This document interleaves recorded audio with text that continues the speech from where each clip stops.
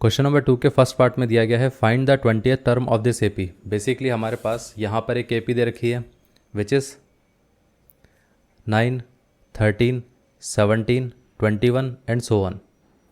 अब इसमें अगर हम देखें तो इसने कहा है कि उसका हमें 20th टर्म बताना है, कितना आएगा। अब देखिए अगर हम यहाँ पर फर्स्ट टर्म की बात करें तो वो कितना आता है 9। अब कॉमन डिफरेंस की बात करें तो वो कितना आएगा, इन दोनों के बीच में कॉमन डिफरेंस कितना है, तो 13 - 9 इज इक्वल टू कितना रहेगा 4। तो यहाँ से हम बोल सकते हैं ना कि यहाँ पे हमारे पास 20th टर्म कितना होगा, यह आ जाएगा a + 20 - 1 इंटू डी। ए की वैल्यू कितनी है 9 और ये कितना आ जाएगा 19 इंटू डी कितना है 4। अब 9 + 19 इंटू 4 कितना रहेगा, ये आ जाएगा हमारे पास कितना 76। 76 + 9 कितना होगा, ये आ जाएगा 85। दैट्स इट, ये आंसर है। ये पार्ट क्लियर हो गया। अब इसी के साथ साथ हम सेकंड वाले पार्ट पे आ जाते हैं। सेकंड वाले पार्ट में क्या दे रखा है, इसमें कहा गया है the 35th term of the AP this one. Basically हमारे पास एक एपी दे रखी है, अरिथमेटिक प्रोग्रेशन दे रखी है 20, 17, 14, 11 एंड सो ऑन। अब इसमें पूछा गया है कि इसका 35th टर्म बताना है हमें, कितना आएगा। इतना क्लियर है। अब देखिए अगर हम फर्स्ट टर्म की बात करें तो वो कितना आता है 20। अगर हम यहाँ पर कॉमन डिफरेंस की बात करें तो वो कितना आएगा, इन दोनों के बीच में कॉमन डिफरेंस कितना है, तो वो हो जाएगा 17 - 20 विच इज़ माइनस का 13। अब यहाँ से अगर हम 35th टर्म निकालें तो वो कितना आएगा, वो आ जाएगा a + n - 1 into D, where a is 20, n is 35 and d is -3। अब देखिए अगर हम इधर से पूरा कैलकुलेशन करें तो एक यहाँ पर ये कितना आएगा, ये आ जाएगा 20 -3 इंटू कितना रहना चाहिए 34 इंटू -3, वो कितना आ जाएगा।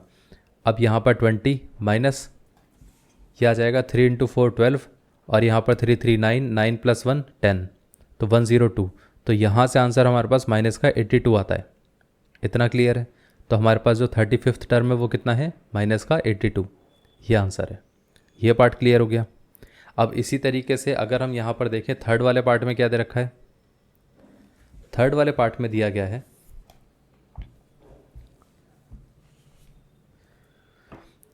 Find the 18th term of this AP. Basically हमारे पास यहाँ पर एपी दे रखी है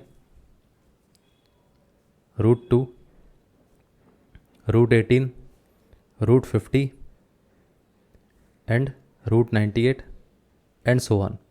अब देखिए सबसे पहले हम इसको एक काम करते हैं, ट्रांसफॉर्म कर देते हैं दूसरे पार्ट में। हम इसको सिंप्लीफाई करते हैं पहले। ये √2 आ जाएगा, इसको अगर हम देखें तो कितना आता है 9 × 2 और ये कितना आ जाएगा 25 × 2 और ये कितना रहेगा, ये आ जाएगा 49 × 2 एंड सो ऑन। अगर हम ध्यान दें तो ये वाला पार्ट कितना है √2। इस 9 को अगर हम बाहर निकालेंगे तो ये आ जाएगा 3√2। इसका रूट कितना आ जाएगा, तो यहाँ पर ये कितना आएगा, ये आ जाएगा 5√2। अब इसी तरीके से अगर हम देखें तो ये कितना आएगा, ये आ जाएगा 7√2 एंड सो ऑन। इतना क्लियर है। अब देखिए अगर हम ध्यान से देखें तो इस एपी के अंदर फर्स्ट वाला टर्म कितना आ गया, वो आ गया √2। और अगर हम कॉमन डिफरेंस की बात करें तो वो कितना आएगा, वो आ जाएगा, इन दोनों टर्म्स को माइनस करके देखते हैं, विच इज़ 3√2 माइनस का √2 विच इज़ 2√2। और इसमें से अगर हम देखें तो हर जगह 2√2 का डिफरेंस आ रहा है। इतना क्लियर है। अब उसने क्या कहा था, उसने कहा था हमें इसका 18th टर्म चाहिए, तो 18 टर्म कितना आएगा, तो अगर हम देखें तो यहाँ पर a18 कितना आना चाहिए, वो आ जाएगा a + n - 1 into D which is √2 + 18 - 1 into D कितना है √2 इंटू 2√2। इतना क्लियर है। तो यह आ जाएगा √2 + 17 into 2√2 which is √2 + 34√2। So answer कितना रहेगा 35√2। इतना क्लियर है। तो ये आंसर रहेगा। तो मतलब इसका 18th टर्म कितना आ गया, 18th टर्म आ गया 35√2।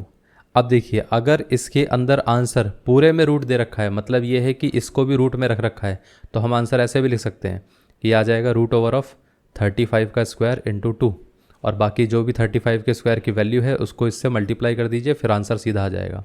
इतना क्लियर है। अगर इतने में आंसर दे रखा है तो फिर कोई दिक्कत नहीं, यहीं तक आपका आंसर खत्म हो चुका है, कोई प्रॉब्लम नहीं है। अब ये चीज़ तो थी कि बुक में कैसा आंसर दे रखा है। अब मान लेते हैं कि एग्ज़ाम में पूछ लिया गया, तो एग्ज़ाम में हम आंसर कौन सा लिखेंगे, कि ये लिखेंगे या इसको फर्दर सिंप्लीफाई करके लिखेंगे। अब देखिए यहाँ पर मैं आपको एक चीज़ बता देता हूँ, एक सेकेंड यहाँ पे पहले, हाँ। अब इसमें अगर देख लीजिए कि यहाँ पर अगर आपका आंसर यहाँ तक हो चुका है, इसके आगे फर्दर करने की कोई ज़रूरत नहीं है, एग्जामिनर इतने में भी सही मार्क्स दे देगा। ऐसा कुछ नहीं होगा कि इससे आगे आप फर्दर सॉल्व करोगे तो ही मार्क्स मिलेंगे, यहाँ पर नहीं मिलेंगे, बिल्कुल मिलेंगे मार्क्स, क्योंकि आपका आंसर आ चुका है। इसको फर्दर सिंप्लीफाई करना या फर्दर कॉम्प्लेक्स करने की कोई ज़रूरत नहीं है, बस इतना आंसर बहुत है। इतना क्लियर है। अब आ जाते हैं हम क्वेश्चन पार्ट नंबर 4 पे। अब फोर्थ पार्ट में क्या दे रखा है, यहाँ पर कहा गया है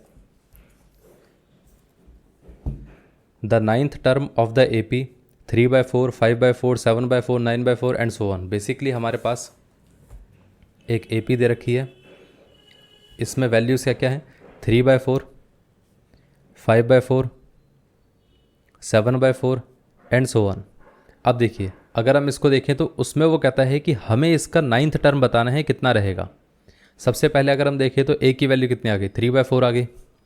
अब यहाँ पर अगर हम देखें D कितना आता है, D आ जाता है फाइनल माइनस इनिशियल, तो यहाँ पर ये आ जाएगा 5/4 minus 3/4 which is nothing but 2/4। 2/4 को अगर हम कैंसिल आउट करें तो 1 और 2 में आ जाएगा, तो ये 1/2 आ जाएगा। इतना क्लियर है। अब यहाँ पर हमारे पास A आ चुका है 3/4, D आ चुका है 1/2, हमें क्या करना है, 9th टर्म निकालना है। तो nth टर्म जब हम निकालने जाते हैं तो वो कितना आता है, A + n - 1 इंटू D। तो यहाँ से 9th टर्म कितना आ जाएगा, वो आ जाएगा A की value which is 3/4 plus 9 - 1 into D कितना था 1/2, तो ये आ गया 3/4 प्लस 8 इंटू 1/2। ये दोनों कैंसिल आउट हो जाएंगे तो यहाँ पर ये 4 आ जाएगा। तो ये आ जाएगा 9th term is equal to 3/4 plus 4 is equal to 4 into 4 16, तो 3 + 16/4 विच इज़ 19/4। तो हमारे पास 9th टर्म जो है वो है 19/4। दैट्स इट, ये आंसर है। इतना क्लियर हो गया, इस तरीके से इसका आंसर आएगा। अब ये पार्ट क्लियर हो गया, तो अब हम आ जाते हैं फाइनल पार्ट पे, 5th पार्ट पे। वो कितना दे रखा है, यहाँ पे दिया गया है the 15th term of this AP -40, -15, 10, 35। Basically यहाँ पर ये कहा गया है कि हमारे पास एक AP दे रखा है विच इज़ -40, यहाँ पर अगर हमारे पास -15, 10, 35 एंड सो ऑन। अब इसका हमें क्या बताना है, इसका हमें बताना है 15th टर्म कितना आएगा। अब देखिए अगर हम इसको ध्यान से देखें तो यहाँ पर हमारे पास फर्स्ट टर्म कितना आ गया, वो आ गया -40। अब अगर हमें कॉमन डिफरेंस निकालना है तो क्या करना पड़ेगा, इन दोनों के बीच का डिफरेंस निकालना पड़ेगा। अब एक काम करते हैं, हम अगर यहाँ पर इन दोनों के बीच का डिफरेंस निकालें, इन दोनों के निकालें या इनका निकालें, बात तो सेम ही रहेगी। तो हम एक काम करते थे, पॉजिटिव वैल्यू से निकाल लेते हैं। तो ये आ जाएगा 35 - 10 इज इक्वल टू कितना आ गया, ये आ जाएगा हमारे पास 25। इतना क्लियर है। अगर आप इससे करना चाहोगे तो भी आंसर सेम ही आएगा। ये पार्ट क्लियर हो गया। अब देखिए यहाँ पर अगर हम देखें तो वो कितना आएगा, A15 इज इक्वल टू कितना आना चाहिए, A + 15 - 1 इंटू D। A कितना है, A है -40 प्लस 15 कितना दे रखा है, तो यहाँ पर ये 15 - 1 विच इज़ 14, 14 इंटू D कितना आ जाएगा, D आ जाएगा 25। अब ये कितना आ गया, -40 प्लस, अब 25 इंटू 2 50 होता, 50 इंटू 7 कितना होता, 5 इंटू 7 35, तो ये आ जाता 350। 350 में से -40 करेंगे तो कितना आ जाएगा, ये आ जाएगा 310। तो 15th टर्म इसका कितना आया, वो आ गया 310। दैट्स इट, ये आंसर है।